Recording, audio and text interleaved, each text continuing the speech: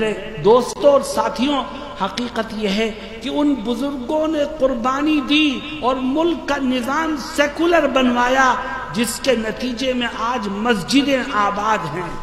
مدرسے آباد ہیں، قرآن کی تعلیم گاہیں آباد ہیں، اور مسلمان اپنے ایمانی تشخص کے ساتھ زندہ ہے۔ اور میں کہتا ہوں کہ یہ دین ختم ہونے کے لیے نہیں آیا۔ تاریخ اس بات کی گواہ ہے کہ اسلام سے ٹکرانے والی طاقتیں ختم ہو گئیں، اسلام آج بھی زندہ ہے اور انشاءاللہ قیامت کی صبح تک زندہ رہے گا۔ مسلمانوں، تمہیں فیصلہ کرنا ہے کہ اسلام کے محافظ گروہ کے ساتھ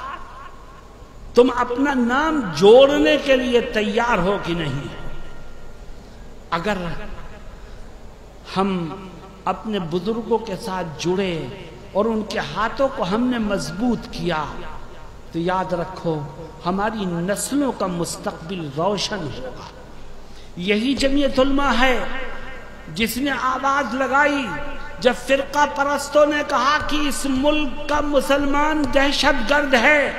تو جمعیت علماء کے بزرگ کھڑے ہوئے، انہوں نے کہا اسلام اپنے ماننے والوں کو دہشت گردی نہیں سکھاتا، مسلمان دہشت گرد نہ تھا،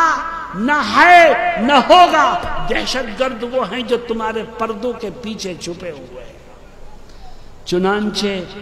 تاریخ نے اس سچ کو ثابت کر دکھایا اور پتہ چلا کہ دہشت گردی مسجدوں سے نہیں مندروں سے شروع ہوئی، اور دہشت گرد مسجدوں میں نہیں رہتے، دہشت گرد مسلمان نہیں ہیں، دہشت گرد تو وہ لوگ ہیں جو فرقہ پرست پارٹیوں سے تعلق رکھ کر کے اس دیش کے امن کو تباہ کرنا چاہتے ہیں۔ مسلمانوں، جمعیت علماء کی آواز میں قوت پیدا ہوگی تو اس وقت جب آپ اس کی آواز میں آواز ملانے کو تیار ہوگے۔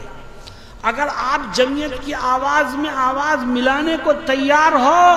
تو جمعیت مخالف سے مخالف ماحول میں بھی کلمہ حق بلند کرنے کے لیے تیار ہے اور کر رہی ہے۔